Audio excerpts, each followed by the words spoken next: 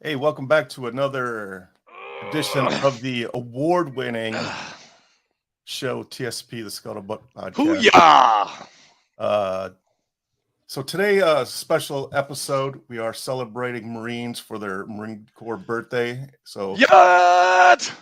I will probably be sitting back and letting these two knuckleheads No, talk no, most no, of no, the no, time. no, no, no, no, no, no. Fleet, you got to be a part of this, man. This is like, dude, this is awesome. This is a great episode today. Yeah. So before we get started, I just want to thank our Patreon members. You guys, if it wasn't for you guys, we couldn't do what we're doing here. Our sponsor, Proven Valor, and special shout out to Aubrey Wren because he's the one First that Sergeant Wren and Gunny Savins, thank you yes. very much for what you do. First Sergeant Wren, he's the one that he brought us Sergeant Major Jeremy Black to the table today for the special episode. And Gunny Savins, Sergeant Major Black, Gunny Savins and I, we actually were freaking E3s together in Fallujah and Ramadi and the 22nd MU. So he's got a lot of stories about me if you ever want to. If you want to ever want to. My wife worked with both of them as combat instructors at the schoolhouse. Oh boy. Oh boy. The circle. It's a big circle. It's all connecting. Yeah. Aubrey Wren's wife is also a Marine. She's a first sergeant too, right? Is she a first sergeant? Or Gunny? I don't know. I can't remember. Yeah. There's too many damn Marines, man. It's hard to keep you guys straight. She's a Gunny. I think she's Gunny. Is she a Gunny? Well, I'm sure she will correct us when she's. Yeah, she probably will. Gunnies usually do that. So. Yeah. And we're doing a little different today. This is actually pre-recorded, but it's going to be live Thursday evening for the Marine Corps birthday. Because what's on Thursday, Flake? Somebody's birthday. The Marine Corps 247th birthday. Yeah. So the best birthday ever. How's it going? Thanks for joining us. Thanks, Sergeant Major. Absolutely. I love it. So I just want you to do one thing before this episode's over with. I want you to yell at combat chaps in your Sergeant Major voice at least one time. Dude, seriously? No, dude, there was a captain today at Rotary who was yelling in my ear, and I had nightmares of Paris Island at Rotary today. I was like, dude, can you stand over there, please? Because you are like really wigging me out right now. I want to see if you can break them and make them cry. Dude, seriously. My yell is very universal. It's hello there, yoo-hoo. Come here. Oh God, he says yoo-hoo. Awesome. That's why I like it, Sergeant Major. You keep on saying yoo-hoo. Nobody says that anymore. Hello there, yoo-hoo. Are you a Hollywood Marine or a sand flea? I'm a Hollywood Marine. You know, I was out there climbing them mountains. I wasn't just swatting bugs away. There we go. Yeah, I know. Hollywood Marines. They give me migraines sometimes. Just kidding. No offense to you Hollywood Marines out there. When I went to my wife's graduation, when she graduated boot camp, I'm like, what are y'all talking about? I can't be so bad up here. You know, it's just all flat ground. You ain't got to hike mountains and stuff. And then I started swatting fleas away. I'm like, what is these bugs flying around up here? This is ridiculous. They're everywhere, man. Wait, when did she graduate boot camp? Beginning of 2007. Oh, getting ready for the view. Okay, good to go. What company was she? Papa, Oscar, or November? She was.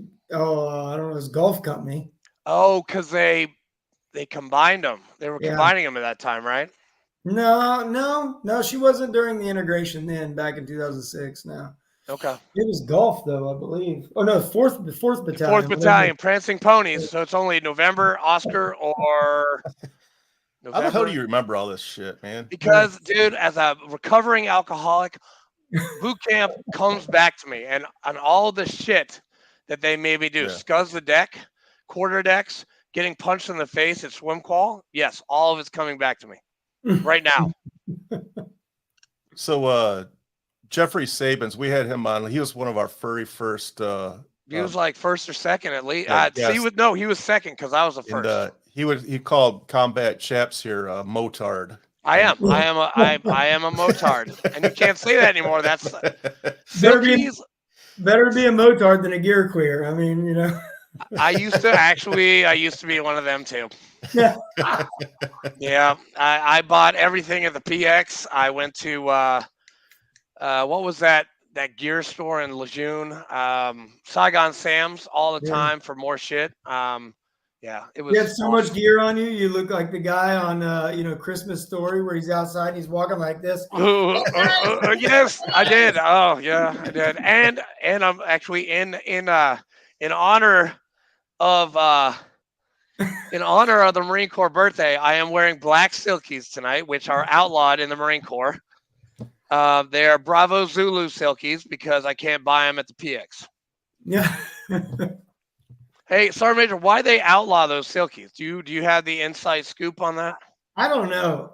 If I had to say, hearing from my wife, what she says, the women say, it's just too much flopping around up there in front. It's too much exercising going on there that doesn't need to be going on. I've heard that before. Yes, that's awesome. When does your wife retire? I'm assuming she's going to stay in and retire. Yeah, she's got about 4.5 more years before she's eligible, but she's probably gonna be just like me. She'll be eligible for Sergeant Major right around 19. So then she's got another, 24. You might as well do 36 because the difference between doing 24 and then that extra 12 months is like $500 a month on your retirement. So I mean, you might as well just go ahead and do it. Where's she stationed? We're here at Lejeune right now. Yeah. My home. We live God, in I miss that place. Yeah, we live in Sneeds Ferry. We just moved into our newly built home here because I retired in California, and when I retired, she got orders back over here. So, wow, dude, hey, I gotta come visit you, man. I come out to Lejeune like all the time, but at least once or twice a year. Absolutely, do you do anything for work now, or? I do. So I work for a company. Well, wrong side here. I work for a company called Americrew. It's kind of funny how that got started, though. I was still active duty, and I'd started filling out like my resume and all that good stuff, and putting it online and whatnot. And I had a recruiter reach out to me and from Americrew and set an appointment. And when he first set the appointment, he didn't come on to the call whenever he was supposed to have it. So I was like, okay. When he reached out, yeah, I had something come up. Let's set this again. At the time, I was planning and helping the other 8999s plan for, our lovely ceremonies for a MiG change of command. And he got a hold of me again. So we ended up doing an interview in my truck. I was in Cammy's video, of course. Nice. And as soon as it came on, he goes, wait a minute, you're a Sergeant Major? I said, yeah. And he goes, well, I don't usually recruit for like that higher level of people. I'm usually, looking for first term, second term, service members to work for our company. But I think you're probably a little overqualified. I think I'm going to pass you off to my CEO. His name's Kelly Dunn. And I'm like, yeah, right, dude. The CEO. Okay. Yeah, that's that. Yeah. So then I look online and no shit. Kelly Dunn is the CEO of Americrew. And he goes, I'm going to have him give you a call. And I'm like, all right, here we go again, a couple days or maybe a week from now. I may or may not get a call. But no shit, 5 minutes later, Kelly Dunn give me a call, CEO of Americrew, and talk to me, about what they do and everything. And really Americrew it's kind of still in its forming stages. I mean, he started this company about 2 years ago. He's been since he retired as a colonel, full-bird colonel from the Army. He'd been in the telecommunications industry for quite some time.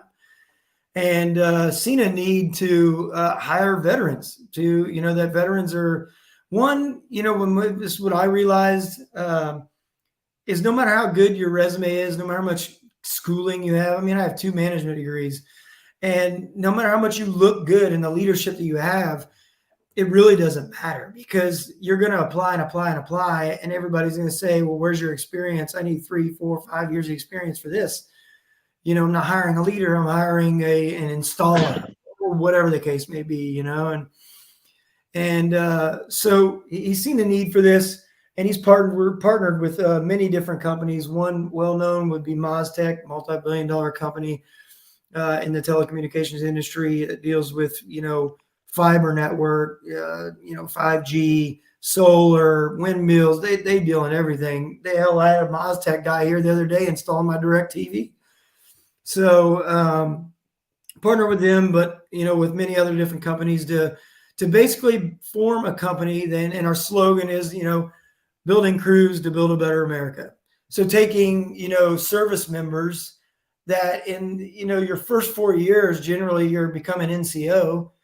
And what people don't understand is, as an NCO, you are basically equivalent to a management position in many jobs. Right. Mhm. You're Yeah, managing great. people, things, $multi-million worth of equipment, $500,000 worth of gear carried with the Exactly. key on your person.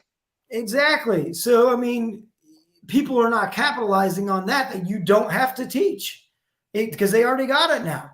So now all you have to do is teach the skill, and so what Americrew does is recruits only veterans. We have a few employees that are not veterans, but that was due to bringing the skill to the business, if you will, meaning, hey, you may need somebody that is fluent and very good at maybe say fiber splicing or whatever, right? You got to have some of that experience to start off with. But bottom line is they bring them in and in 8 weeks, 2 weeks, if they decide they want to give it a shot, 2 weeks in school, in classroom instruction, and then it's 6 weeks OJT out in the field. And then after that, this is the best part. After that, they're either offered a job by Americrew, or if they want to go somewhere else or they don't feel it's for them, Americrew helps them get a job in that industry with many of their different partners. Dude, that's So cool. regardless, they're aiming to get the veteran employed in any way, form, or fashion. And then they're also leaving with a plethora of certifications that are good for a long time, OSHA, all these other ones that they require in the construction industry, as well as, fiber network, things like that. But another thing we do, and we have the ability to do, because we have people that are senior staff NCOs, some officers and whatnot, we're able to gauge and see kind of what that service member's level and headspace is at when it comes to leadership and what they want to do. Maybe this guy is, can't dig a hole to save his life, but he's very, very smart and could do some fiber splicing, or maybe could be an engineer. Well, in that sense, once we gauge that, we offer that to them, and we offer to send them to maybe a formal engineering school or a formal fiber splicing school. Things like that better suit the service member, that will make their needs met. But really, the bottom line was to build crews to say, Richard, you want to get out, you're planning on getting out, but you want to move, let's say to Tennessee. All right. So you want to move to Tennessee. Your wife's already dead set on moving to Tennessee. That's great. That's what we're aiming to do, is to put them through the school. They go do their 6 weeks. So yes, they're going to be OJTing it out and about for probably about 8 weeks. But at the end point in time, the goal is to get them on a crew in the state that they're at, close to home, and working fiber infrastructure or fiber networking or infrastructure building, because basically, bottom line, that's what we are shooting for, infrastructure building. So underground directional drilling, vibratory plowing, aerial installation of fiber on poles, 5G towers. Now we're getting a contract with Clean Energy on the vehicle charging stations. And there's so many millions of those that need to be put up, because now you've even seen that Jeep came out with a battery operated Jeep that are going to need specific charging stations and whatnot. So I'm sorry to ramble on and go off on a tangent, but no, dude, hey, it's your show, man. Yeah. Ever since I become a part of it, it stole me in the sense of pride. And that's what a lot of us service members lose when we get out. My Right. buddy Bo, great friend of mine. He came in the Marine Corps 2 years before me. He retired, works up in Tennessee. Matter of fact, he started a podcast. Give him a shout out to One Day and a Wake Up. Don't know if you've heard of it, but it's getting started. That's him. Yeah, Bo Bundy. One Day in a West. Yeah, Yeah. I've seen that. Yeah, that's a good one. So, you know, talking to him, you know, he retired a couple of years before I did. And I give him a call one day and I was like, dude, why? I hear you saying like your transition was so bad. Like, what was so bad about it? He goes, man, it wasn't hard getting a job, but everywhere I went, it's like nobody wanted to listen. You know, there was no pride of belonging. There was no sense of belonging. Nobody wanted to be like family oriented. There was just, you know, it was like just everybody was out to get each other, you know? Yeah. And I can personally tell you, and I told him this, you know, with AmeriCrew, it's never been like that. In fact, while I was going through, and let's back up a minute, because when Kelly, the CEO, he still likes to call me the unicorn. Because when he hired me and he wanted me to be in the management position or a leadership position, I told him, I was like, well, I'm not the kind of guy that's going to go tell anybody to do something I've not already done or I'm not willing to do. So I want to learn it from the ground up. I want to do the thing. I want to do the 2 weeks. I want to do the 6 weeks. I want to be out there. I want to dig holes. I want to get dirty. I want to work 12, 14 hours a day. I want to do it all. And so he's like, really? I just can't believe that, you know, a senior staff at CO, sergeant major at that would want to do that. I was like, well, you know, it's where we come from. It's our background as veterans. You know, we pride ourselves in being next to our service members to the left and right of us. You know, it's what it's all about. It's why we celebrate Marine Corps birthday, right? It's our birthday. It's when the Band of Brothers was born. It's when, you know, we all became a family and we just stayed becoming a stronger family. So, you know, being out there and doing that was just, man, I loved it, you know, and now they're finally back home with the family. And the plan is to start running some crews here in Pender County, subcontracted to one of the agencies, maybe Maztec or something. But, you know, while I'm out there, I was about 6 weeks into it. A couple times, Tara Dunn, his wife, the CEO's wife, right, calls me a couple times just to see how I'm doing, make sure I'm doing okay. But aside from all that, calls my wife to thank her for my time away from home and away from the kids and all this stuff. And it's like, that's the stuff we do in the military. You know what I mean? That's that brotherhood. That's that, not just the CO's wife that would do that and the sergeant major's wife looking out for people. It's our staff NCOs, our NCOs, you know, their wives were taking care of our junior Marines' wives, you know, when we were gone out and about. Volunteers, that's right. Hooking and jabbing, you know. But it's like that is what, you know, has drawn me to the organization and to watch it grow and to be in it now and to want to take it to something that, you know, is just beyond imagine is just what I love. But anyway, we're going on and on. No, dude, that's fantastic, man. I can see the passion, I can hear it. And, you know, and that's what a lot of stuff is missing, is that family orientation. And we need to get our veterans to know that we have their back, even after service. And that's what Fleek and I are doing too. And we're listening to people's stories from the lowest private to, you know, I mean, yeah, it doesn't matter if they wore a uniform. It doesn't matter. We want to hear their story, you know. And we want to capture the story for the rest of time, because what we've all done, it matters. And it's a beautiful thing. And we want to, you know, we love this. We love this stuff. I love it. It pumps me up. Like, I'm tired. I don't want to do a podcast, but you know what?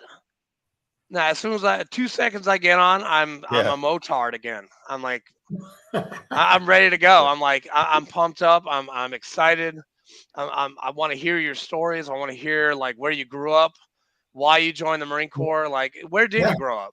Sergeant Major. So I was born and raised in Central Illinois, a little town outside of Decatur called Harristown. You know, wasn't the greatest kid probably growing up, but I did graduate and I got in a little bit of trouble during high school. But me too. You know, I decided to take off with a couple of friends of mine. We went down and visited my buddy Bo here in North Carolina, back when TT was TT, right? You know, and the sticky tiles on the floor, and you know, you had cockroaches running all over the place. Yeah, and I heard. I didn't live there, but I heard horror stories about TT. And although, you know, it wasn't the greatest, but it drew me in because I'm like visiting for the first time in a long time, and it wasn't just the town and all that, but it was like, man, you got a job that's one, it's the easiest job in the world. All you gotta do is show up on time, do what you're told, look sharp. They provide you with a place to live. They provide you with food allowance. They provide you with BAH, you know, all this good stuff. And you're taken care of, and everybody around you just like will take care of you. They want to talk to you. They want to be around you. You know, it's like just you're born with friends, and you didn't even have to start off with them. You know, you are forced together, and yeah, that bond is made by that. So we graduated the same time, same day in 1998. And he originally tried to get me to go to the Marine Corps. God, I I'm was like, such no. a boot, man. I was like, no, in college in '98. I was like, no, man, that ain't for me, you know. And I did some vocational school, so I went on to be a machinist for a while with ADM, Archer and Midland Company, and did a few other, you know, jobs here and there after being laid off, and just realized that a lot of the, you know, a lot of the industries, the construction industries, and the what I want to call it, the factory industries were just, you're just waiting to be laid off. That's what it felt like, you know. And so I decided I want to be a Marine. I went and seen the recruiter, and you know, never looked back. But I you know, when I took off, I went to boot camp and graduated there, and then went to artillery school in Fort Sill, Oklahoma. So I was an 0811 artilleryman by trade with the old 198s. And yeah, and then you know, did a couple of UDPs to Okinawa back whenever what was that sergeant major's name? You probably remember him. He's the only guy that'd be on the third floor and stick his head out the window and be like, "Get off my grass!" We had a couple of those. Apparently, my feet are going to kill the grass. So I mean, and nowadays you see that, because now when I'm a sergeant major and I was walking to the chow hall, I'm like, why the fuck can't people just stay on the concrete? Now you got these little dirt paths cut in the corner, like you saved a foot. Right? So it's like, I see where he was coming from now, but I didn't back when I was a young Marine. Anyways, went on recruiting duty in 2004 and down in Southern Florida, RS Fort Lauderdale. And it's funny story here, another Marine Corps story. No way. Where in Southern Florida? Because that's where I got recruited in Southern Florida, actually in Naples, RSS Naples. That's where I got recruited out of. Okay, what year? 2004. Okay, so I was down there then probably. I was down there also when Naples got shut down for falsifying documents, and then no, it did not. When their NCOIC, because he was an MP by trade, going to people's houses with his badge saying that motherfucker. He's an MP. He's the one that recruited me. He was a staff sergeant when he recruited me. I gave him my scooter.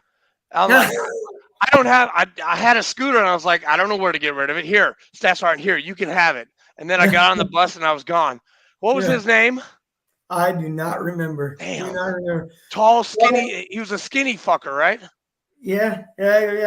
Some shorter guy, but so anyways, I was RS Fort Lauderdale, was supposed to be RSS Fort Lauderdale, but I showed up down there, and old Master Guns Ferraccio was a millionaire, made his millions off of the real estate down there when it was blowing up. I showed up there, and he goes, "Where are you from, boy?" And I said, "Well, I'm from Illinois." And he goes, "Do you speak Spanish?" And I said, "No, I do not." He goes, "Well, check this out. You need to jump back in your horse and buggy and go back north about an hour and a half, because you're going to work this place called Fort Pierce in Okeechobee." You worked you were Fort Pierce? Oh, shit. Damn. So I was Fort Pierce and covered Okeechobee High School and all that. And so, you know, did that, met my wife at the college there in Indian River. And it's cold in here. It's making me yawn. Anyway, Yeah, we hit it off, and we'd just been, together for a while, for a year and a half or so, and that's when she came home, said she wanted to be a Marine, and then yeah, we're still here now, 16 years later. Oh yeah. Yeah. Damn. Yeah. So Yeah. then Indian- after recruiting duty, went back to Lejeune. Spent the better part of my career at Lejeune. Went back to Lejeune to 10th Marines. Ended up going on the MIT team. Came back from the MIT team. Worked at ATS Artillery Training School for a little while. Then we stood up a battery from scratch, which is Fox 212. That was inside 310. I don't know if you remember or you knew Sergeant Major Mackey. Sergeant Major Mackey was the 310 Battalion Sergeant Major. I heard the name. They took off. They took off and went to Afghanistan, and then we went on the MEU. Then we got pulled into Afghanistan. But anyway, 24, 26 MEU. It was a 26 MEU, right? 26 MEU, yeah, because I went on the 24th MEU with 36. I was the 22 MEU with 38 and 07. What's the 22, 24, 26? What does that mean? 22nd MEU, 24th MEU, 26th MEU. And then on the other coast is 30 worst, 11th, 15th. Odd numbers on the west, even numbers on the east. And because we're Marines, we got to have something simple. Hey, we're Marines. Hey, muscles are required, intelligence not expected. Okay, they had to make it simple for us to understand. So in other words, it's easy to say. That's yeah. So after I got back from that deployment with 3-8 when we were on the MEU in 2010 and 11, I went out to be an enlisted career counselor at Quantico, which, believe it or not, was a very rewarding job. Very depressing, but rewarding. After about the first year, you feel like you've talked to all the 10% that everybody talks about, because nobody gives a shit about their career until they're passed over a few times, and nobody ever gives a shit about their career on a Friday. So if you ever want counseling, call on a Friday at noon, and we're going to be free. So after that, my wife was up there too. She was with training command, and I got selected to first sergeant up there. Came back and was the India Company first sergeant with 3-6. Took them on the MEU as the primary vertical assault company, and came back in the end of 15, and then was the H&S Company first sergeant for headquarters and support battalion first sergeant, because I know Richard there probably doesn't know what H&S means, but till about the first part of 16, and then I went out to Second Recon, and I was the Force Company first sergeant there, and H&S Company first sergeant. Nice. For almost 3 years, and then selected as sergeant major. I went over to Camp Pendleton and took first Air Naval Gunfire Liaison Company for Anglo, and it was a great time. Due to when I dropped papers, I ended up being there my whole 3 years. It was amazing. Right on the water. My guys in the barracks, if you're on the second and third deck, come out, you got an ocean view, and man, we don't get that at Camp Lejeune. No, you don't. No, you don't. Damn, you might get the smell of swamp. You might get the smell of swamp every once in a while. Oh, I did. Oh, we did on C Street and B Street. They suck. I hate. I'm glad 3-8 moved to where they're new barracks, no catwalks. Did you ever throw anyone in between a mattress off the second deck? No, never did that. Never did that. We did do Chinese field days quite often on the second. Chinese field days? Oh God, that Sergeant Santiago, he made me do that shit. That was terrible. Yeah. But I can tell you, my wife gives me shit, she says, man, your whole career, you just always had great units and was around great people, and I'm a firm believer though, your environment is what you make it, and the people around you attract what you are, and if you are, a go-getter, and you're just, motivated, and you just, like taking care of people, you're going to attract that kind of people. The ones that don't like to do that are going to they're going to skyline themselves, and you're going to know exactly who they are. Shitbags, Blue Falcons. Exactly. We had a couple of them. I won't give any names right now. They're probably listening right now. So I still got to keep up good relations with my 3-8 guys. I can't dime them out. Yeah. 3/8's not even where it was anymore when I went. No, it was you take a right at the gas station and you go up like a mile, and it's I can't even, they what's the call name it of now Wallace Creek now is where they call Thank it. you, Wallace Creek. Yeah. I've been trying to think of that for like 2 months right now. Thank you, Sergeant Major. That's where the Warlords are too. Lisa, my wife, is the first female first sergeant they've had there. She's the Victor 22 Golf Company Raiders first sergeant. Oh my God. Wow. Hey, to ask your wife if she can say hi to a Captain David Ritz for me. He was David Ritz. He was one of my guys. He was a grunt, enlisted, and then he turned over to the dark side, and he was he was the CEO of 2-2, I think, last year. Okay. But I think he's still at Lejeune. He's a great guy. That is a war fighter right there. He was the man in Ramadi, and Sabins knows him too. Nice. That guy was a scary motherfucker.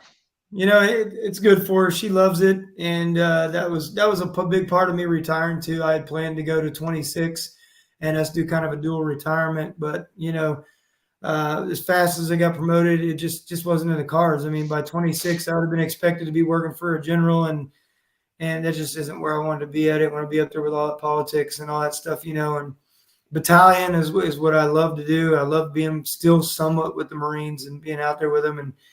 And you know, she's a war fighter too. She loves it. She loves being out there with her Marines, being in the dirt, being, you know, if they're doing it, ain't no, well, I'm privileged. Hell, she'll be home packing her ruck, and I'm Bunk like, on the bunk. you know, I don't know if you really need your e-tool. And she's like, hey, it's on the packing list. My Marines will have it. Oh, she's such a good first sergeant. Yeah. She's not stuffing pillows into her pack or anything like that. No. Good for her. When she was a combat instructor too, you know, she got select. Well, she only did about, I think, a cycle and a half, maybe a 2 at the most of MCT, and then she got selected to go over and be an instructor at the female integration at the ITB there and at Geiger training battalion. Geiger Tiger. That's where I was, man. 2004. Well, she told him, she goes, look, I'm not going to go over here and be an instructor unless like I've done it myself. So she went through the 03 program, got her 03 cert and all that, and no then shit.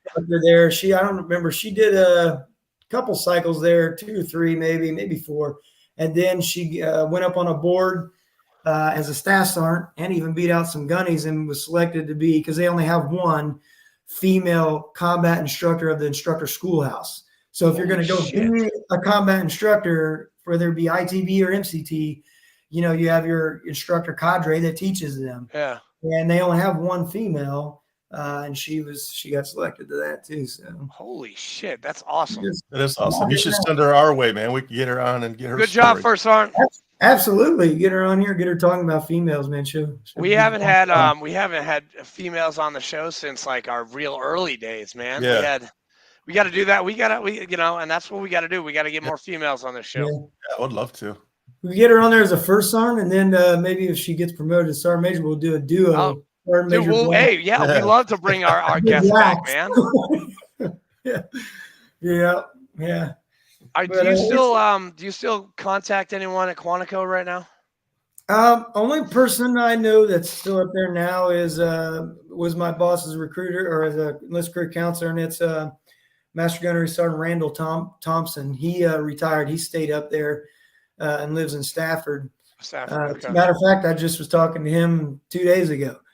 Well, the reason why I ask is my old CO, Colonel Reggie McClam, is now the commanding officer of TBS.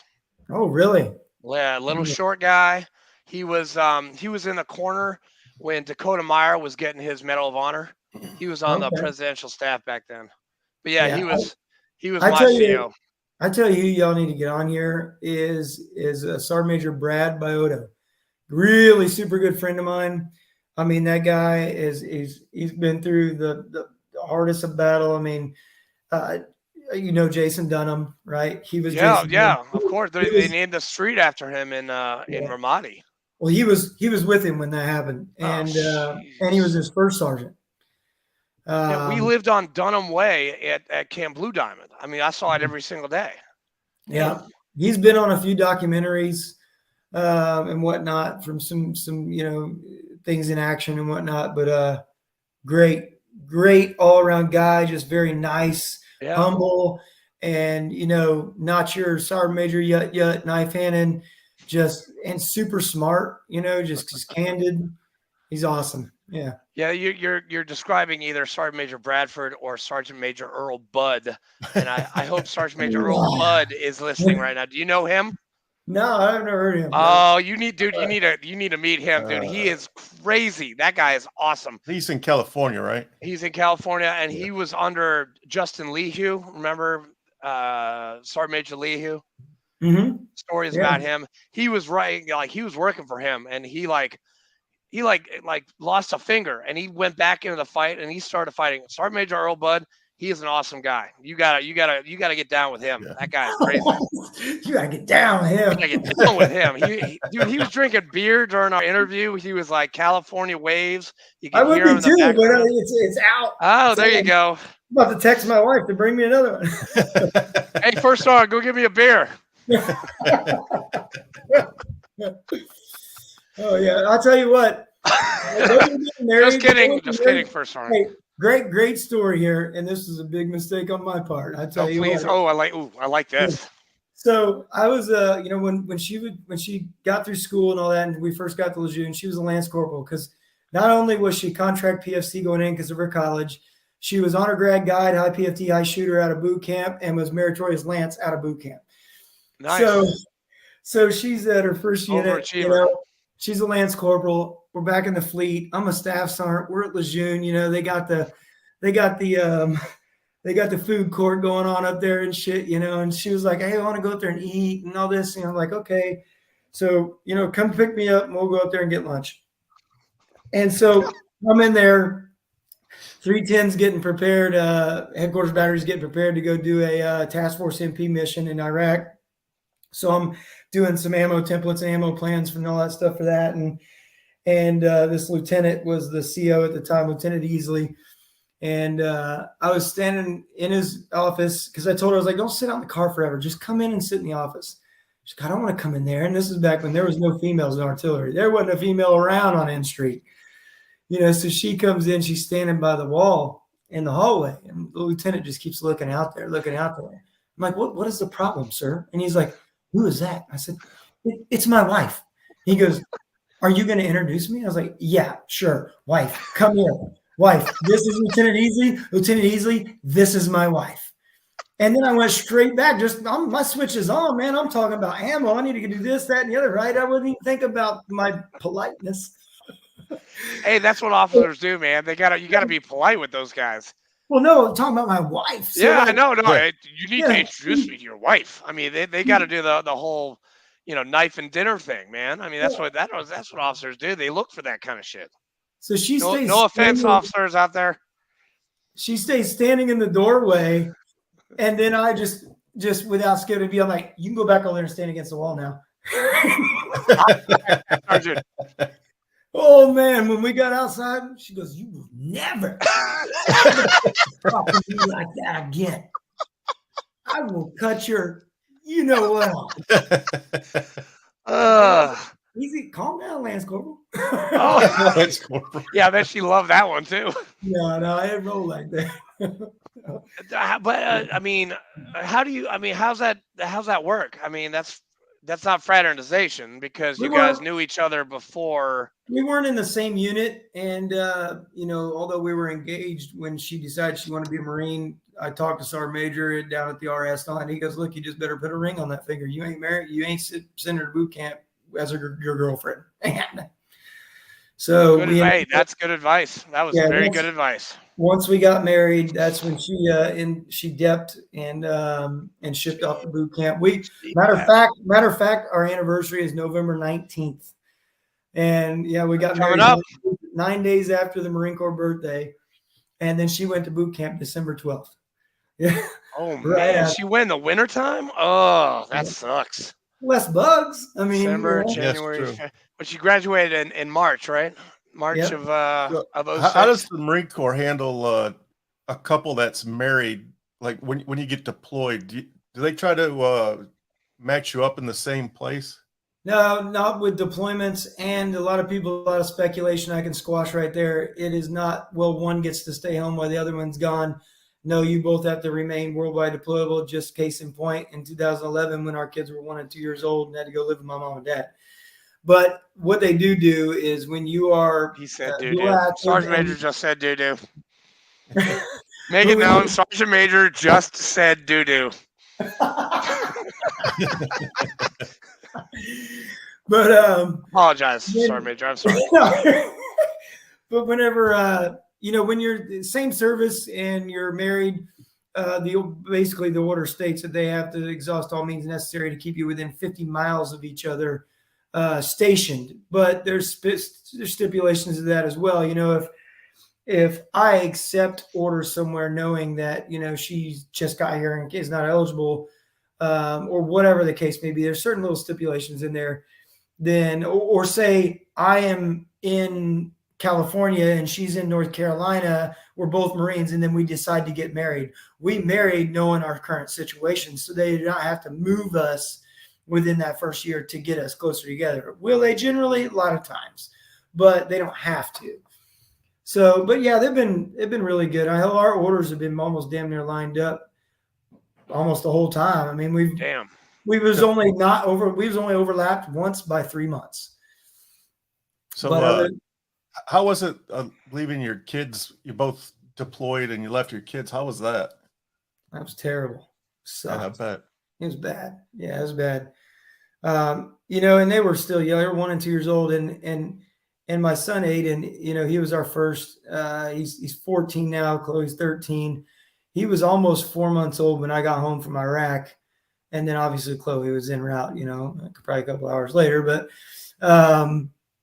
you know, to go through that, and then, you know, be there for Chloe being born, and then Aiden turning 2, and then boom, it's not just one gone, but it's both gone. You know, it's a hard pill to swallow, but you know, it's what we do as Marines. It's the sacrifice that we've made for so many years. Yeah. You know? And I can tell you, our kids right now, they're tougher than woodpecker lips. You know, they're gonna be Marines? I don't know about that. My son talks better once in a while. My daughter wants to be a doctor. She wants to be a baby. She's been wanting to be a baby doctor since she was old enough to get letter grades. So, you know, awesome. Hopefully she keeps continuing to pursue that. And I tell you what, and this goes out to all the Marines too, you know, I think with our ceremonies and our even our change of command ceremonies, our retirement ceremonies, or our, you know, post-release ceremonies, this shit of Marines coming over and giving the flowers to our spouses, I think is crap. And I'll tell you why. During my retirement, I didn't do that. You know, I put pauses in my speech because when I talked about my wife, I hand delivered my flowers to my wife. When I talked about my kids, I hand delivered a gift to them myself. You know, like my daughter, I give her, you know, I bought her a stethoscope, a legit stethoscope. I want to be the first one to give her a real stethoscope if she continues to follow her dream there. My son, as smart as he is, he still doesn't really know what he wants to do, but he loves going fishing with me. So, you know, I paused and gave him a beautiful, in a wooden case, nautical compass, you know, because it's fishing oriented, sea oriented, but at the same time, hopefully it helps him find his direction in life and where he wants to go.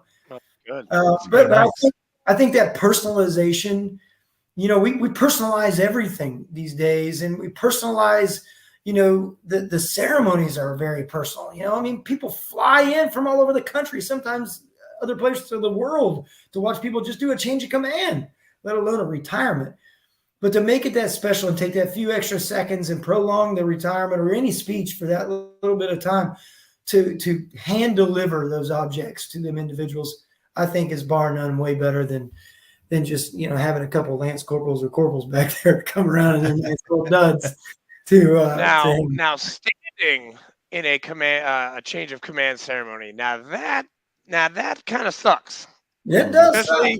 Especially if you're an E3 or an E2 and you see it and you're there and you're doing this thing, and you might like go forward or you might go backwards between scene, which is hilarious. Especially if they had in manual of arms, you know. Oh my God. I saw someone hit his face so hard. I was like, and I didn't move at all. I was like, I just stood there. I was like, out of the corner of my eye, I was like, yeah, that sucks. Sorry. Hey, another fun fact too. Another fun fact here. Please. It was a my relief and appointment for me taking over First Anglico in Camp Pendleton. So big day, you know, I'm really nervous. New sergeant major, you know, I'm like frock too. So I'm like, oh my God, no mistakes here, you know. So we're sitting here. Oh no, I'm sorry. I was already appointed. This was the change of command because like a month later, we did a change of command. I got a new CO. So I get all that set up. It's going on, you know, we're in this big field and you know, the Marines are out there in formation looking sharp.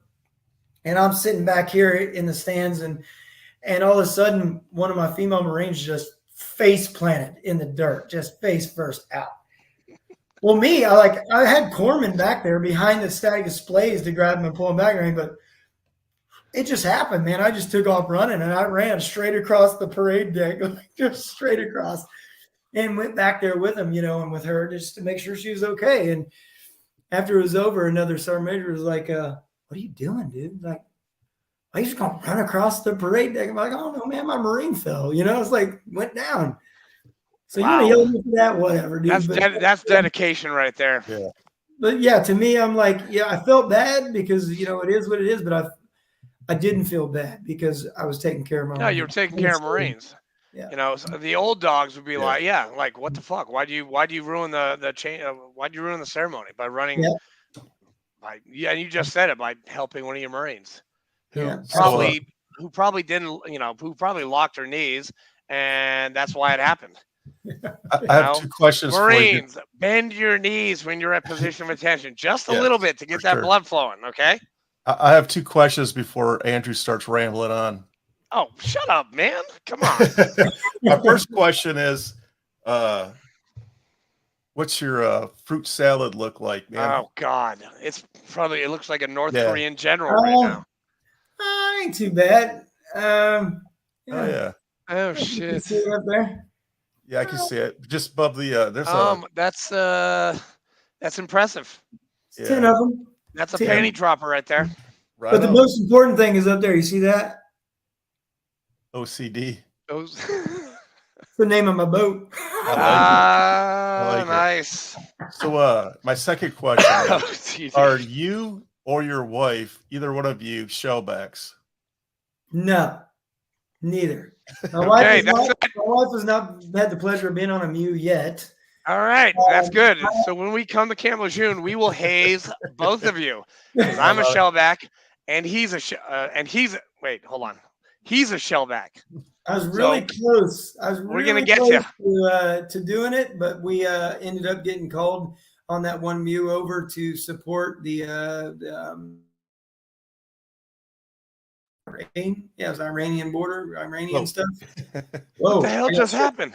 Why am I up here now? You just jumped squares. What's going on? That's weird. Hey, I need to be below the sergeant major because I only was an E4. I need to be down there. But yeah, I mean, I came close, and I was getting very excited about doing it, but just it wasn't in the cards. And that was the 2.6 MEU. You guys didn't go below the equator when you were going over there.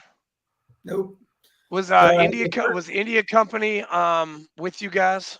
You were with India Company, right? I was 3-6 India Company first. 3-6 India. Okay. Yep. What ship were you on? We was on. Oh, that one was the USS New York, the new one, which is another fun fact. Damn. So I actually, as a staff sergeant, got to go on the USS New York when it was brand new.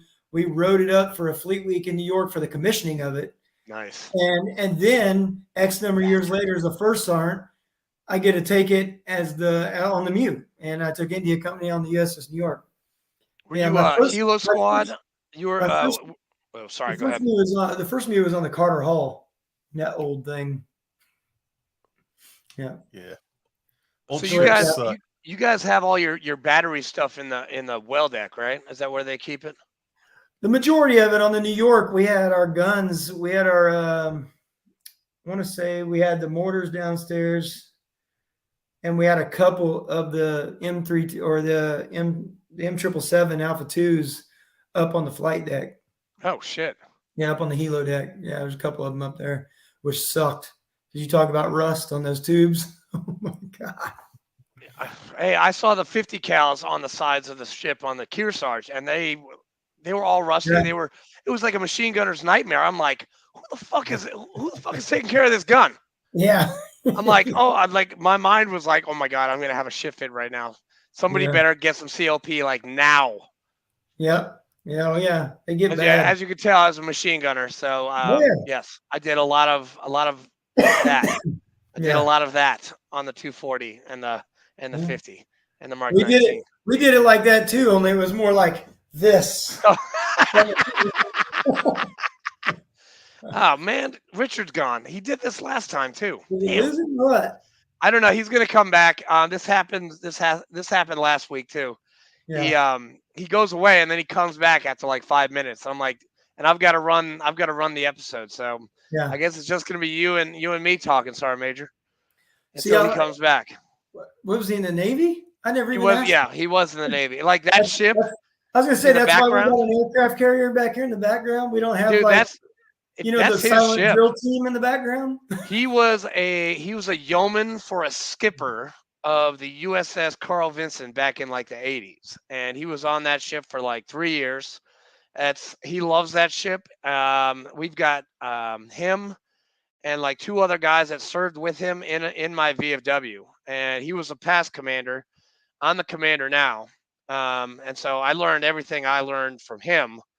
And so I don't know. Are you part of the VFW? I am. I'm a part of it, but I don't go very often. Are you a member at large? I don't know. Not a member at Oh, large. you need to sign up, man. No. I got some connections in North I Carolina was now. I was a member at the one there in Quantico, right outside the gate. Yeah. Yeah. And then a member at the one in California, because we Okay. had some things going on there. But no, I haven't really got even. I mean, we just got here in May, and believe it or not, we were living in an apartment until the end of last month with 2 dogs in a 2-bedroom apartment, I might add, on the 2nd floor Nice. with 2 teenagers, 2 dogs, and a cat. What was the square footage of that apartment? Not big. Yeah, no, not big. Like No. 900 for all of you. Probably right around that. Yeah. Yeah. We didn't because we sold our furniture and stuff where we left California, so we didn't even buy new because we knew we were going to be moving to the house, and I just had to move it downstairs. So we were on our wicker lawn furniture in the living room the whole time. Well, you didn't have any cots to pull out and No. I retired all them. I mean, when I retired, I passed them along to her, but she doesn't want to sleep on a cot. She wants to sleep. I love on cots. I would get, dude. I'd rather. I have a sleep number bed. I'd rather sleep on a cot than that thing. But oh man, I can. Don't let my wife hear me say that because she'd kill me because that's a $4,000 so bed. good on a cot. Dude, the cot is awesome. C-130s and cots are like the best places to sleep ever. Yeah, yeah. You can sleep pretty good on a C-130 too. Man, we did we did the OIA flight from Cherry Point to Kuwait, and then we did a C-130 from Kuwait to Al Asad that first time, and then we did helicopters after that. I don't know. I just talking to you, man. I miss all that shit. I miss the camaraderie. I miss my brothers. I do. And we have a reunion every year. Are you with the Marine Corps League at all? Do they have one around Camp Lejeune at all? I am not. Hey, there you are. But I am not. But I can tell you, I feel you when it comes to missing. Like me, we had Lisa's Marine Corps ball in Greenville last Friday. Last Friday. And being there and even though I wore just a suit, it's like, God, man, I miss just those days of being around him. I was gonna pull out my blues for you tonight, but I got to lose like 15 more pounds, and I think I can fit into it. Yeah, because it's few of them were like, hey, I can't get it closed because I got a big gut. I used to drink a lot. Gotta get to that gym, Get to that gym. Hey, I just worked out at the Y yesterday. I lost 25 pounds, but I need to be like Ramadi weight. And if you talk to Sabins, he remembers like I was 182 pounds. I was carrying fucking gear, 1,000 rounds, the saw, 12 MREs, 12 bottles of water, like on patrols. Like I was like the shit back then. And now, You were the mule. yeah, I was the mule. You were And the now mule. I'm trying to get back into that. Fleek, welcome back, sir. Yeah, Richard, good to have you back. Dude, I cannot. Your sound's out, Can't hear man. you. Can't hear you. Can't hear you. Yeah, I know. Shit is right. Got nothing. Got nothing. You're in trouble, sir. Hello?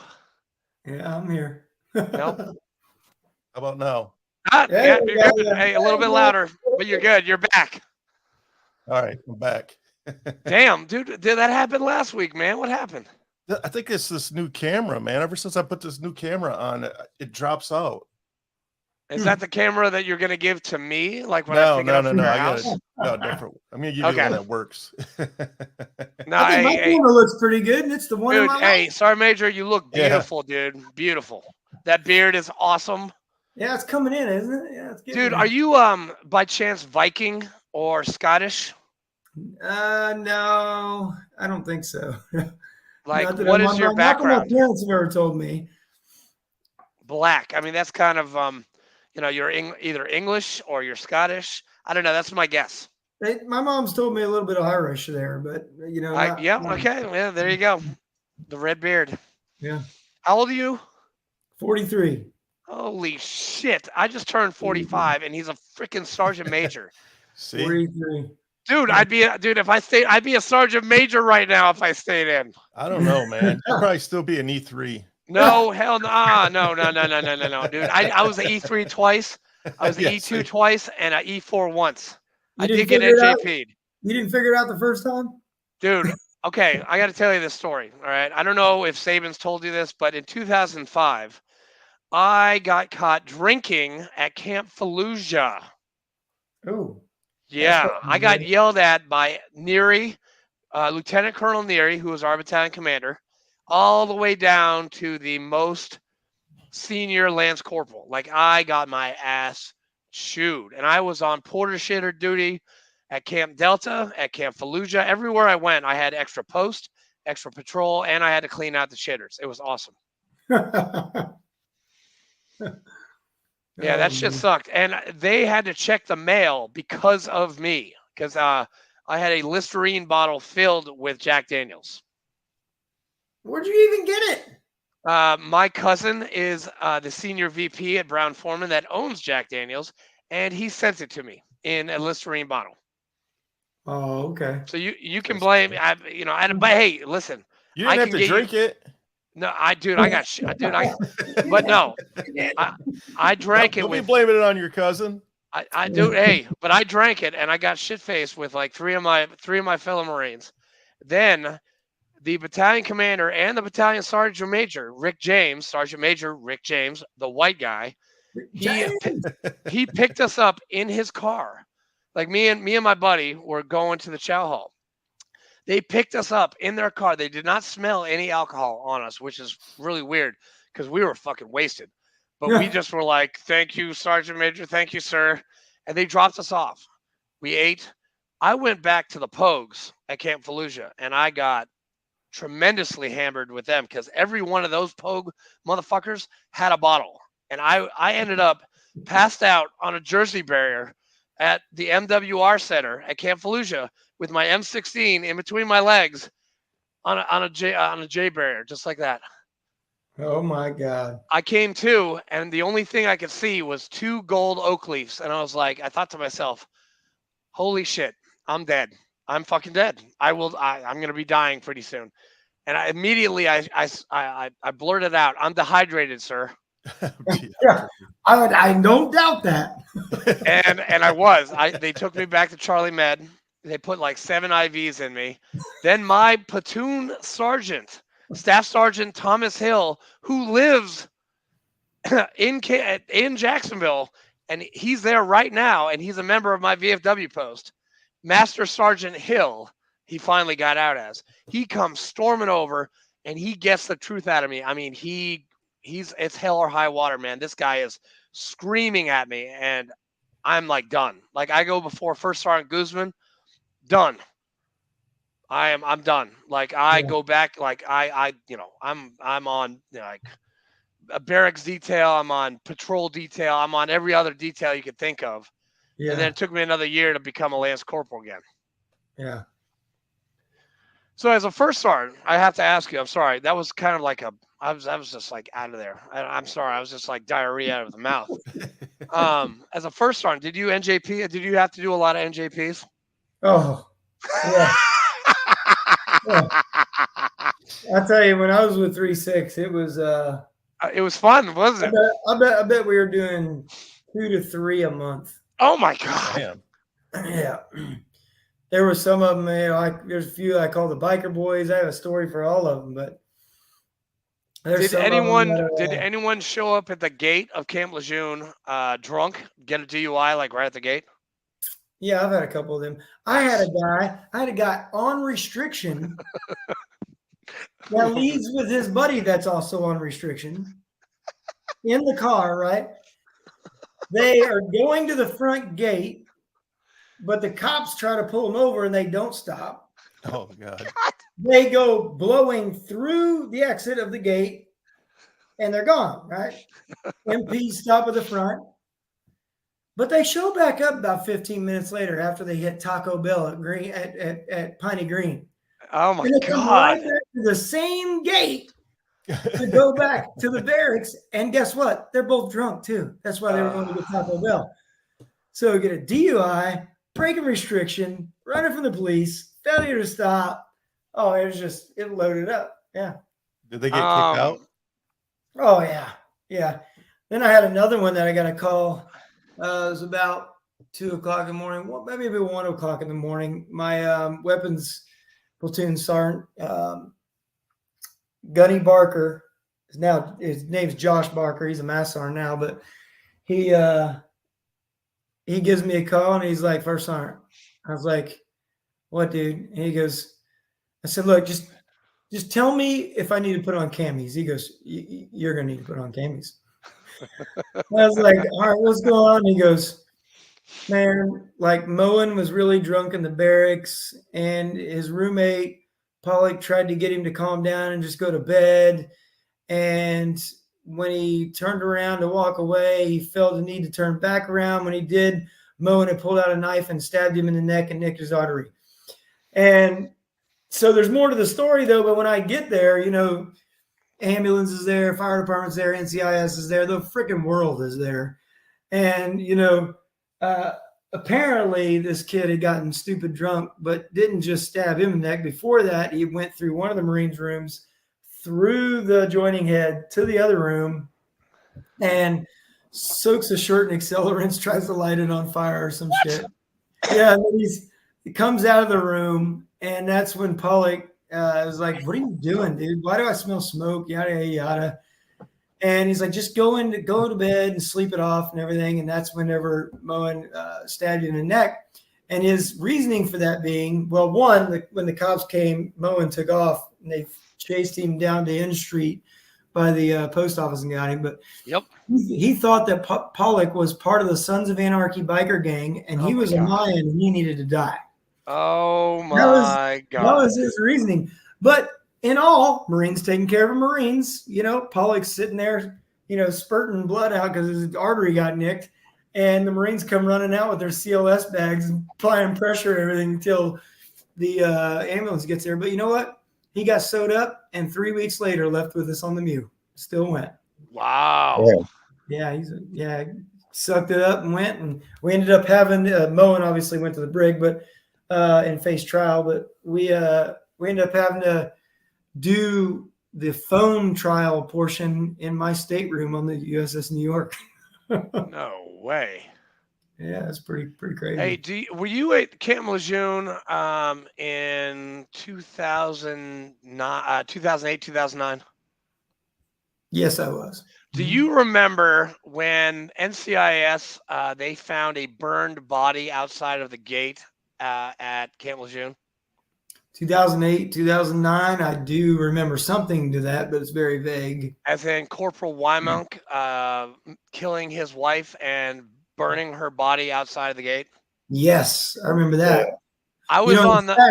In I fact, was that on makes the. me Oh, think- in fact, that makes me think of the one earlier than that, about a couple years earlier than that, where the Marine has his wife, but he had a girl that he got pregnant, killed her, and buried her in his backyard because my wife worked at MHG with the dude's real wife. oh my God. And what was his name? Lorenz or something? Yeah. Because he took off and went to Mexico. And when he went to Mexico, yeah. Or something like that. Yeah, I remember that. Well, Corporal Wymonk, he married an officer from Vietnam, which was 2 hours, 2 or 3 hours up north. Mhm. And I was on the mute with that guy. He was actually in front of me calling home. And then I see him 2 years later on the cover of Marine Times in an orange jumpsuit. I was like, he was CEB. That's what, 1371. That's the MOS for combat engineer. Yeah. And there was an unsolved mystery like episode about him. I was like, holy shit. And 3-8, we also stabbed a hooker in 2006. I was that one. That was crazy. What is going on, dude? What is going on? I have I no thought I was idea. about to be by myself there for a Dude, minute. I'm flipping out here. Yeah, hey, Sergeant Major, you're gonna be by yourself for a little bit. So Yeah. stand by, sir. I don't. Dude, this is a different camera angle than I'm used to, Flake. I'm like looking up your nose right now. My camera. Sorry about that. My camera is giving me fits, so I just took it off, and I'm just using my camera on my MacBook now. Okay. I don't know. Um, I'm gonna have to 86 that camera. Go back. where the to hell other were one. we? Sorry, we were just me and Sergeant Major were swapping stories. We're telling sea stories. Yeah, right on. But I don't know. We need a part 2 with you, Sergeant Major. We got But do you? Oh, actually, can you do something something Sergeant Majory for us tonight? I already asked him to yell at you. No, it's not yelling. It's for our birthday. And on the birthday, can you? What is going on? I'm getting a headache right now. Can you do us something Marine Corps birthday like? Because I know you've had 26 years of Marine Corps birthdays. Could you say something positive to the Marines that are watching this tonight? Absolutely. First, want to say happy birthday. That's Wow. the first and foremost. As you all celebrate, across the United States, across the world, because we're no matter where we're at. Oh, look, now we got Richard 2 times. Yeah, I have no idea what's going on. I want you to think about, the brothers that have come before you, the ones that we've lost, the ones we still have, where you're going and where you want to be. Because no matter where you are in the world and celebrating the Marine Corps birthday, just know that you're only going to have a limited amount of them. So enjoy them. And once you're out, doesn't mean you have to stop and, not reflect on your time in the Marine Corps and celebrate the birthday, because you will always be a Marine forever. And a lot of people, I think, forget that when they get out. Although I like being a civilian and having a beard and, a little faux hawk going on here in the back. Nice. Beautiful. Still, that pride of being a Marine burned into my soul will never go away. And I plan to aim to never lose that. But I think that there's too many nowadays that get out and they forget everything that they've done, went through and whatnot. So enjoy the Marine Corps birthday, enjoy why we and commemorate why we celebrate the Marine Corps birthday, and keep your head up and keep fighting. Hoorah. Semper Fi. It's going to continue, and the day is going to come when you're going to be called upon, and you got to be ready. You got to be ready. Happy birthday. Hoorah. Happy birthday, Marines. Amen. Damn. That was hoorah. That was awesome. That was like that dude. Gunny Walgren would be happy with that speech. Put me on the spot, man. Hey, but you're a Sergeant Major. Sergeant Majors can be put on the spot. I mean, you guys have. I mean, you were talking about leadership. I mean, you can just walk into a room and just sweat leadership. Like you and Chaco, like Willink, you can walk into rooms and be like, all right, listen to me now. I've been there, done that, got the t-shirt. Who? Oh, which by the way, yeah. being part of the state guard, they want me to say hua. I'm like, I'm not gonna say it. I'm sorry, I'm not gonna say that word. When they It's like like they we could have a podcast conversation with a Marine and a soldier, and Ugh. the whole thing would just be like, hoo. Oh, hua, hua, hua. I like who says that shit, man? Except for the army. I mean, come on. Oh, hoo. Hua. Oh man, well that's good. That's great. And what are your plans for And we got Veterans Day coming up too. Do you got any Yeah. plans for the birthday and Veterans Day and this whole week is kind of like a big military veteran fest. What are you doing? So the birthday, I got invited with another veteran-owned business, the CEO of it. Anyways, it's a tech company over in Wilmington. He got out the Marine Corps as MARSOC, and they do just the guys, and they bring their spouses or whatever. No dressing up or anything, just regular attire. We go out and have a big dinner down in Wilmington and go out and hang out and party. And planning on attending that. Hopefully, my wife will tag along. But also would like to get the boat out on the water this weekend. There's probably gonna be a lot of action out there. Hit a sandbar maybe if the weather's nice, but I highly doubt that with this hurricane coming. Yeah. Because you've seen the weather. Right now it's really windy outside here, and I'd hate to know what it's gonna be like this weekend. So that might put a damper on some of the plans. Right. But it ain't gonna stop the smoker from smoking, I tell you that. Are you a good? Now you're talking my language. Oh yeah, now you guys can have something to talk about because Fleek, dude, he does cooking with Squidly. That's what he does. Yeah. He made this up, and he cooks like on Facebook, which I actually got off of Facebook, so I don't know what he posts, anymore. But he used to post all this stuff about food, ribs, prime rib, brisket, eggs, pancakes. I mean, he does it all on his grill. I mean, it's amazing. He is amazing when it comes to cooking on that grill. Yeah, I don't know. Yeah.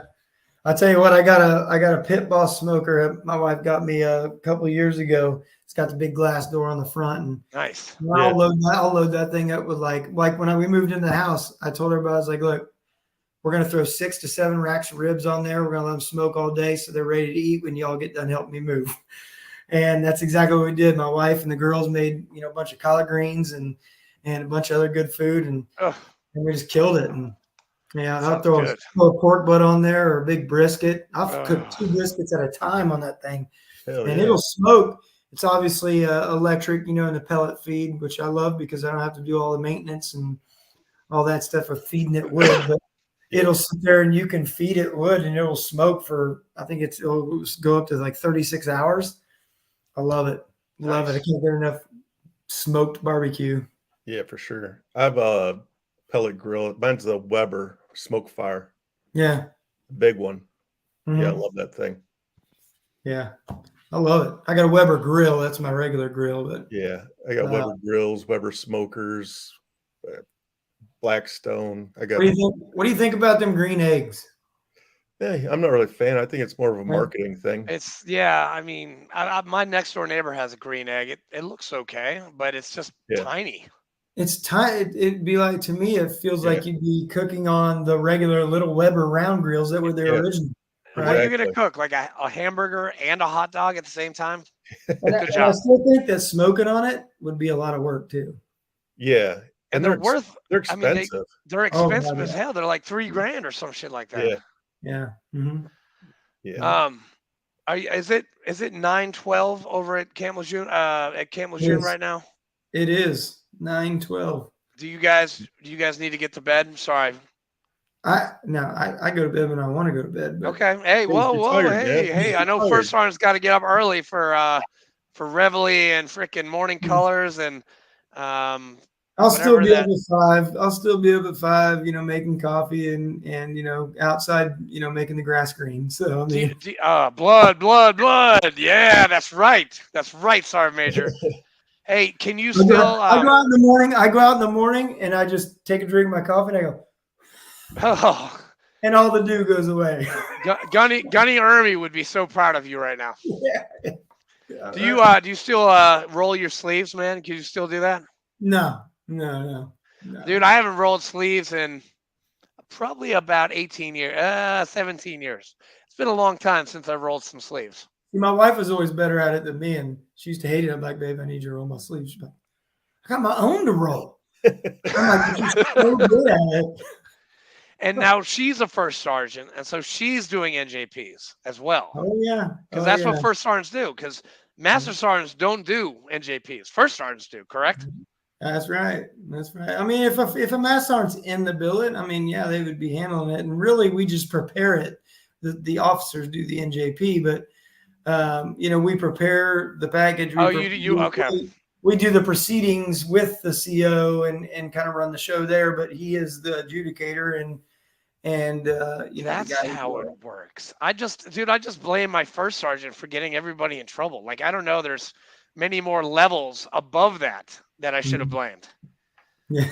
So wait, why do you another question, why did you pick first sergeant route instead of master sergeant route? It's a fantastic question. It's funny because when I was working at artillery training school, I had this master guns there to ask me and another gunny. He's like, what do y'all put on your fitness reports? We said, F. We want to be first sergeant. So he goes, what the fuck you want to be a first sergeant for? He goes, man, stars and diamonds are for bitches. Guns and bombs are for men. And I was like, all right, well, I mean, it's a good philosophy, but in the same sense, in the artillery community, when you become a mass sergeant, you ain't on the ground with the Marines anymore. You're usually safety certifying people, evaluating TMs, doing things like that, and that just isn't where I wanted to see myself. I wanted to be with the Marines and be able to make a difference, and on top of that, be able to touch other communities by just being in the artillery community. And being an 8999, I mean, that's universally. You can go to any unit; it doesn't matter what it is. It's why right now I want to try to get in front of the division or MEF Sergeant Major and get their ear and let them know, hey, look, man, why don't you guys have a like an 8999 PME and invite me to come talk about AmeriCrew, because right now we're still in the process and the painstaking process of trying to get it part of the SkillBridge program. Because what other program should be a part of the SkillBridge program than one that only hires veterans, right?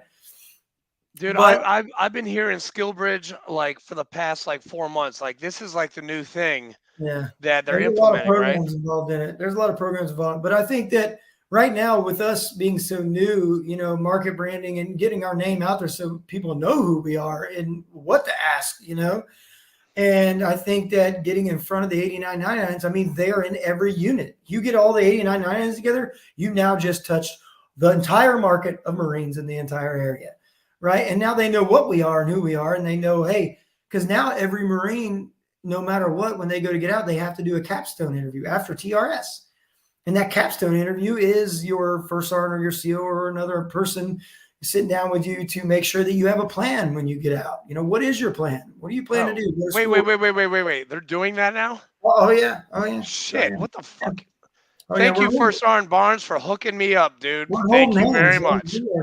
We are holding some hands, definitely. Well, no, I didn't even have that. My steps and taps was a joke, and my first sergeant, he held on to my reenlistment papers until the last day, and I told him, First Sergeant Barnes, I'm out. See you later.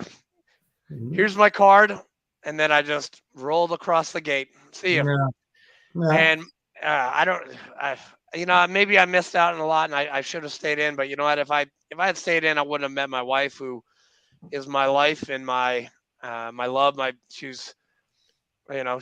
knows me. She gets me as a Marine, as a veteran, and she actually gave me the good to go to inquire about being a priest. So yes, hopefully in about 6 years I will be father farer, and on the scuttlebutt with my black shirt and my collar. You have to stop swearing. Yeah, I had to stop. Yeah, I had to stop swearing, and I had to stop saying GD, and I had to stop chewing tobacco. Yeah, there's going to be a lot of stuff that I had to stop. You would be Mark Wahlberg in that movie. Great movie. That's a good pick. Great movie. What's it called? Father Stew. Yes. Dude, movie, man. Dude, great movie. I mean, Father Stew was this. I mean, he was like a mob guy. All right, and then he turns a corner, but then he gets hurt. And he's got some kind of disease, and so they put him in a wheelchair. But then at the end, and I'll kind of ruin it for you guys, but the Catholic Church finally gives him his Yes, priesthood, yeah, and yeah, it's just it's a very heartwarming story. But yeah. It's a true story. it's a true It's a story. true story. Yeah, it was But good. some of the forefathers of Christianity, dude, they weren't, they did bad things, like the Apostle Paul. I mean, his name was Saul of Tarsus, and he killed people, and then he became an apostle. I mean, I have hope. I have a lot of hope. But I did see the questionnaire, and they're like, did you do this drug? Did you do this drug? How's your mental stability? Like, I've got to get a mental grievance. I've got to do this. I'm like, oh shit, I'm dead. Shit, I'm probably not going to be a priest with all the shit that's in my medical file, which is like 600 pages. Shit. Can't say shit. But hey, I'm not in seminary yet, so I mean, up until then, I can swear. Hey, and I do my daily office every day, so I pray 5 times a day, man. I'm good. Yeah. I'm okay right now. Well, that's it's good to hear. I'm Well, glad no, you- just after church, like I heard God through my wife, and she said some really cool stuff to me that I didn't think I'd hear from her, and it kind of I went to my rector, and I'm like, hey, I want to start the process of being a postulant, and a postulant, it's discernment for 5 years, so it's going to take a long time. yeah. And if I get it, I get it. If I don't, I don't. God will put me where Or God's you- put me where I am today, because I mean, I'm a recovering alcoholic. I'm helping veterans. I'm a chaplain for the VFW, and and I love helping veterans. And you, Sergeant Major, you're helping veterans by giving them jobs. Fleek up there, he thought of this whole TSP thing, and he's helping veterans. And you know what? He's helping them, Right. but he's also helping me, because we get to talk to guys like you, Yeah. and it's like a big vicious circle Yeah. of help, aid, and assistance. Absolutely. That's why when Ren brought it up, I'm like, yeah, man, I will go anywhere and do anything to get the word out there. To let Marines know, I always say Marines because it's a force of habit, but let Right. veterans know, in general, what we have to offer. And, Yeah. that there's more out there. There is family out there. Dude, There's family out there. there is a tribe. There's a place Yeah. for all of us. And Yeah, be it exactly. the VFW, be it Marine Corps League, be it I don't know. I've got a guy in church he's a lieutenant colonel, and he was artillery, and he's in charge of this artillery unit that they get together every single year, and he's the quartermaster. He's the money guy, and he puts on these reunions every year for their battery. It's so cool. Nice. And he is all about artillery, man. He is like as passionate about artillery as you are, Sergeant Major. It's pretty cool. You cannon cockers are all alike. I'm passionate about Marines. See, and we're fanatical about what? About being Marines. And that's, what movie is that from? Gomer Pyle. Few Good Men. Come on, Fleek. Come on. In their fancy, dressy, pussy whites and all that kind of stuff, whatever. You're gonna stand there in your faggoty white uniform. In your faggoty white uniform, which, by the way, I get to see one of those uniforms on Friday, so I'm very excited about that. The guest speaker for Veterans Day is a naval officer, and I can't wait to see his whites. Yeah. I'm excited. No, not really. I mean, yeah. You know who he is. I'm not going to say him, because if he watches this, he knows that I'm going to say his name, and I'm not going to say his name. Y'all got my cheeks hurting from all this laughing and smiling. Dude, hey, this is what we do, man. We have fun. We have when fun. we're not having technical difficulties. Yeah, which, by the way, that screen is still like doing its circle. I don't know what it's thinking about. But we've been on for we've been on almost an hour and a half. Hour and 25 minutes. Fleek, hey, it's up to you, man. We could do a part 2 of Sergeant Major, but we'll cut it because I'm having issues over here. And you can edit this, right? I don't know. I'll see what I can do. Well, just edit some of my stupid bullshit. So yeah, you just gotta learn to calm down. Dude, I'm just, hey, like he's excited about Marines. I'm excited about talking to Marines, like a sergeant major, especially. Yeah. Dude, On your okay. birthday. This is the last story, Sergeant Major. You're going to find this very funny. It's another Sergeant Major Bradford story. Okay. So I went on recruiting duty in Naples, Florida for a month, like 2 months before I got out. So they had a change of command from Colonel Matthew G. Sinclair to Lieutenant Colonel Odom. So I wasn't there for the change of command. I was recruiting. So I get back, and I'm sitting in front of the COC, the old 3-8 building on C Street. And me and Sergeant Brosco, we're sitting there and we're smoking cigarettes and we got our hands in the pocket and we're being all nasty like short timers. And so these two Marines come up to us and they're they got flat Kevlar, they got their packs in front of their chest. We can't see what rank they are.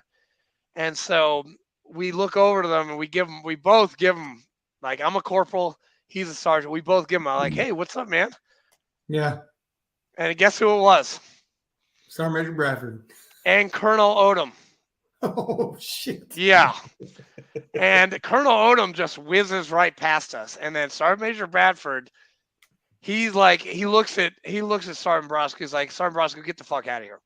He looks at me. He's like, Far, get the fuck up to my office. That's twice. That's the second time I've been up to Sergeant Major Bradford's office. And he's like, Far, what the fuck, dude? What? I know you're a short timer, but come on, man. I'm like, Sergeant Major, I didn't know. I didn't see his. I didn't know who he was. I didn't know who you were. I'm sorry. And yeah, that's my final funny Far story for the You night. never forgot his face after that? Ever? No. That Hitler mustache will forever be like imprinted in my brain.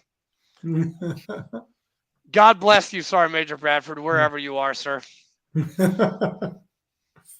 Nice. But Hey, Sergeant Joe, Major, I have to say though, it's been a pleasure. I really am happy you guys were able to make this happen and have me on the show. hey, thank you, man. We So, it was an honor and a pleasure to talk to you, and I love swapping stories with salt dog Marines like yourself, because you've got a little white stuff on your shoulders, Sergeant Major. I can see it. I got some scars up there on them shoulders. Yeah, I bet you do. And Fleek, thanks a lot for doing this special birthday tribute to the Marine Corps. Marines, Yes. we love you. Hoorah. Hey, you guys enjoy your day. Yep. Love you, Marines, and happy birthday. And thank you guys. Semper Yes. Fi. And ask your wife if she wants to jump on one of these days. I will. I'll let you know. Yeah, right on. All right. We'll cut it loose. Thanks for hopping on with us. See you All guys. right, guys. Be in Bye. touch.